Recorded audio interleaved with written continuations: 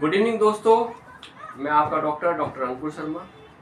और आज 28 फरवरी 2024 को हम कुछ डायरिया के बारे में जानते हैं कि डायरिया में क्या क्या परहेज करने चाहिए, डूज एंड डोंट्स के बारे में जानेंगे। तो जो पेशेंट्स डायरिया के होते हैं उनको इस बात का ध्यान रखना है, उनके जो अटेंडेंट्स हैं, परिजन हैं, कि जब भी वो उनको पानी दें तो उबाल कर ठंडा करा हुआ पानी ही दें। ORS का घोल दें। परंतु अगर रोगी को ब्लड प्रेशर ज़्यादा बढ़ा रहता है या शुगर का पेशेंट है, डायबिटिक है, तो अपने चिकित्सक से परामर्श के अनुसार ही ORS दें, क्योंकि ORS में सॉल्ट भी होता है और शुगर भी होती है, कंटेंट होता है, तो उससे ब्लड प्रेशर रेज हो सकता है या शुगर बढ़ सकता है। तो इसलिए डॉक्टर की निगरानी में ही ये दें और या उनके परामर्श द्वारा ही दें। यह ध्यान रखें कि जब भी आप ORS दे रहे हैं तो ORS आपको इतना पिलाना है कि पेशेंट को पेशाब हर 2-3 घंटे में आता है और पेशाब बिल्कुल पानी जैसा साफ होना चाहिए। बिल्कुल गाढ़ा भूरा या लाल रंग का अगर पेशाब आ रहा है, डार्क कलर का आ रहा है, तो इसका मतलब पेशेंट को जो है डायरिया की वजह से, दस्तों की वजह से पानी की कमी हो रही है। दूसरी बात, जब भी आप किसी भी फल को काटते हैं, सब्जी को काटते हैं, तो काफ़ी तुरंत खाएं। कटे हुए फल और सब्जी काफ़ी देर तक अगर आप रखते हैं तो उसके बाद में नहीं खाएं, उनसे इन्फेक्शन होने के और डायरिया होने के चांसेस रहते हैं। कुछ ऐसे मैं खाने पीने की चीज़ें बताऊंगा जिनसे डायरिया ज़्यादातर होता है अक्सर। तो आप हमेशा ध्यान रखें, cream pastry, cream roll, packet बंद जूस हो गए, इनसे फूड पॉइजनिंग होती है। Potato salads, half boiled egg, hamburger, dal makhani पर डाली हुई क्रीम विशेषतर सल्मोनेला टाइफी बैक्टीरिया को ये इन्फेक्शन देती है इसका, और इससे डायरिया होता है। अच्छी प्रकार से कुक नहीं हुआ नॉन वेज या रखा हुआ non veg, raw seafoods, shellfish, और बहुत अधिक मात्रा में लैक्टोज, विटामिन सी, मैग्नीशियम और सॉर्बिटोल जैसी दवाइयां खाने से भी दस्त होते हैं। ग्राउंड वाटर से कैसे दस्त होते हैं? ग्राउंड वाटर में या इंडस्ट्रियल वेस्ट जब मिल जाता है तो उससे कंटामिनेटेड वाटर में आर्सेनिक की जो मात्रा होती है, हैवी मेटल होता है, उसकी मात्रा अधिक होने से पेशेंट को दस्त हो सकते हैं। सीवरेज से कंटामिनेटेड वाटर पीने से अमीबेसिस, जियार्डियसिस अक्सर होता है, जिससे काफ़ी पेट दर्द रहता है और बार बार लूज मोशन वगैरह की शिकायत रहती है। फ्रीज के ठंडे चावल, फ्रीज में जो चावलों को रख दिया जाता है, फ्राइड राइस को बासी खाना खाने से, खट्टी हुई दाल, जो दाल का टेस्ट अगर सौर हो जाता है, खट्टा होता है, उससे, और खट्टी हुई सब्जी, खट्टे दूध से, फ्राइड राइस से, छोटे बच्चों के दस्त होने पर एक प्रमुख कारण है बोतल से दूध पिलाना।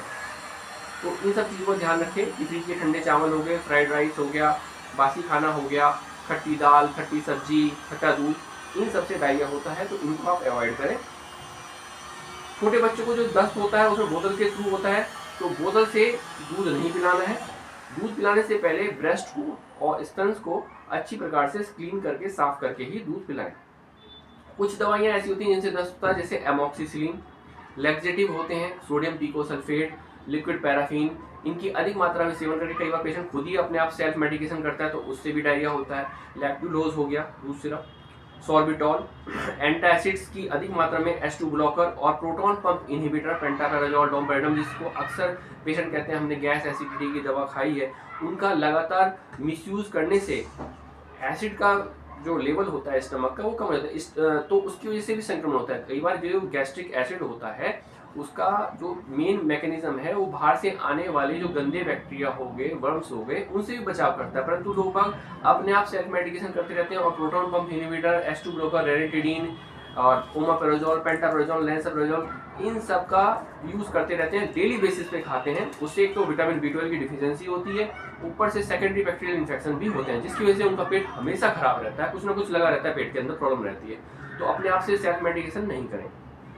आरओ वाटर का आजकल बहुत ज़्यादा चलन हो गया है। आरओ वाटर में जो पानी होता है उसमें हार्मफुल बैक्टीरिया तो खत्म होते ही हैं अल्ट्रावायलेट रेज से, साथ में अच्छे जो बैक्टीरिया होते हैं, गुड बैक्टीरिया जो होते हैं, जो आंतों के लिए, इंटेस्टाइन के लिए अच्छे बैक्टीरिया होते हैं, प्रोबायोटिक्स होते हैं, उनकी भी कमी हो जाती है, जिसकी वजह से पेशेंट जो होता है इम्यूनो कम्प्रोमाइज होता है और बार बार पेट दर्द और दस्त होते रहते हैं।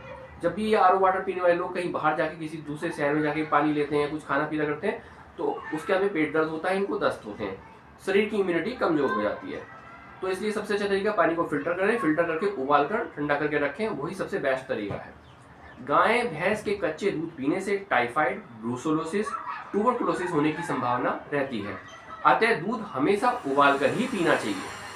चावल, खिचड़ी हमेशा ताजी ही खाएं और दोबारा गर्म करके खाने से दस्त हो सकते हैं। अब हम बात करेंगे कि इसमें क्या क्या करना चाहिए आपको अगर डायरिया हो गया। पेशेंट को नींबू की शिकंजी पिलाएं, परंतु किन पेशेंट को नींबू की शिकंजी नहीं पिलानी है, वो है क्रॉनिक किडनी डिजीज के पेशेंट हो गए जिनकी किडनी फेलियर है, डायबिटिक हो गया, हाइपरटेंसिव हो गया। इन सब पेशेंटों को डॉक्टर की सलाह द्वारा ही कुछ तरल पदार्थ दें। पतली खिचड़ी, मूंग की दाल, भुना हुआ जीरा मिलाकर ये दही दें। भुना हुआ जीरा एक बहुत अच्छा एंटी फंगल और एंटीबैक्टीरियल प्रॉपर्टी वाला एक फूड मटेरियल है जो आप यूज कर सकते हैं। मसाला है, फायदेमंद है पेट के लिए। नमकीन दलिया दे दीजिए। फलों में अनार बेस्ट है, केला खिलाइए। बेल का शरबत हो गया, मुरब्बा हो गया, फूट, कम्बरक, बेर, कसेरू, गूलर और आंवला, ये सब जो डायरिया के पेशेंट होते हैं उनके लिए हितकारी है। परंतु फिर वही कि जो डायबिटिक और हाइपरटेंसिव है, किडनी के पेशेंट हैं, उनको डॉक्टर के परामर्श द्वारा ही आप ये सब दें। सब्जियों में प्याज, करेला ये बहुत फायदेमंद है। करेला कोलरा के पेशेंट में भी फायदा करता है, हैजा के लिए बहुत अच्छा है। ककड़ी, कचरी, फूट, गाजर ये सब खिलाएं। मूली का सूप सल्फर बेस्ड होता है, सल्फर की मात्रा अच्छी होती है, तो ये भी इंटेस्टाइन के बुरे बैक्टीरिया पे, हार्मफुल जो बैक्टीरिया होते हैं और प्रोटोजोआ होते हैं उन पे ये लाभकारी है। करी पत्ता, धनिया, पुदीना दें। अनाज और दालों में मूंग की दाल, मोठ की दाल, मसूर की दाल और कुल्थी की दाल डायरिया के पेशेंट के लिए फायदेमंद है। मक्खन खाने से मल बंद कर आता है।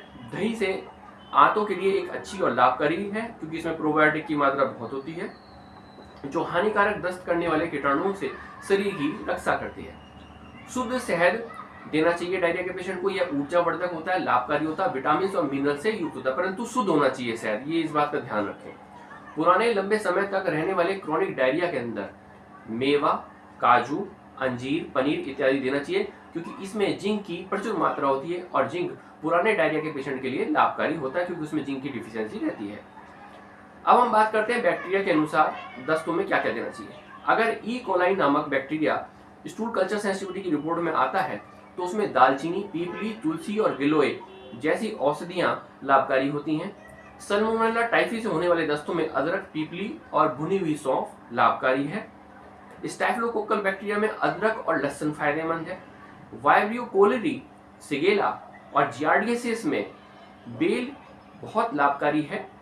स्यूडोमोनास से होने वाले डायरिया के अंदर अजवाइन लाभकारी है। अगर पानी उबाल नहीं सकते, कहीं ट्रैवल में है, कोई ऐसी समस्या है, तो क्लोरीन टैबलेट को 10 लीटर पानी में डालकर 30 मिनट बाद आप उपयोग में ला सकते हैं। घर का फर्श, नल के टैप 30% ब्लीचिंग पाउडर या 5% लाइसोल से साफ करें। कपड़े, चादर ब्लीच करवाएं। नाखून, हाथ, पैर साफ रखें, मुंह को साफ रखें। नाखून समय समय पर कटवाते रहें। मुंह में बार बार कोई हाथ या खिलौने या पेन पेंसिल को इत्यादि को मुंह में वस्तुओं को नहीं डालें। माँ जब भी छोटे बच्चों को दूध पिलाए तो छाती अच्छे से साफ करके ही पिलाएं। ORS का घोल इतना देना है कि पेशाब हर 3 से 4 घंटे में हो। दस्त होने पर आंतों की जो दीवार होती है वो नष्ट हो जाती है जिसके बनने में ही 24 से 48 घंटे का समय लगता है। अतः इस अवधि में कुछ भी नहीं पचता, दस्त होते रहते हैं, इसलिए थोड़ा धैर्य रखें। अपने डॉक्टर पर किसी प्रकार का दबाव ना बनाएं कि दस्तों को रोकें। दस्तों को ठीक करना है, अंदर आंतों की सूजन को ठीक करना है, ना कि दस्त रोकना है। दस्त जैसी आंतों की सूजन ठीक हो जाएगी तो उसी के साथ ही वो दस्त भी ठीक हो जाएंगे। ज़्यादा जल्दी से दस्त रोकने वाली दवाइयों का कई बार पेशेंट खुद अपने आप से सेल्फ मेडिकेशन करते हैं, जैसे लोपरामाइड होगी, आइमोडियम हो गया, ओपियम डेरिवेटिव्स हो गए जैसे कोडीन इत्यादि का सेवन करते हैं, जिससे दस्त तो तुरंत रुक जाते हैं, परंतु दस्तों के साथ में जो हानिकारक बैक्टीरिया, वायरस, वर्म्स, कीड़े, प्रोटोजोआ भी शरीर के अंदर ही रुक जाते हैं, जिससे आंतों का संक्रमण, इन्फेक्शन बढ़ता है। आंतों की सूजन बढ़ने से क्या होगा? पेट दर्द बढ़ता है, अफारा होता है, पेट फूल जाता है, उल्टी होती है, बुखार भी होता है और कई बार सेप्टिसीमिया हो जाता है, यानी कि पूरे शरीर के अंदर बैक्टीरिया का जहर फैल जाता है जो कि अत्यंत हानिकारक एवं मारक होता है। ऐसी स्थिति में पेशेंट को हॉस्पिटल में एडमिट भी होना पड़ता है और कई बार मृत्यु भी हो जाती है अगर कुछ ज़्यादा ही सेप्टिसीमिया हो गया है।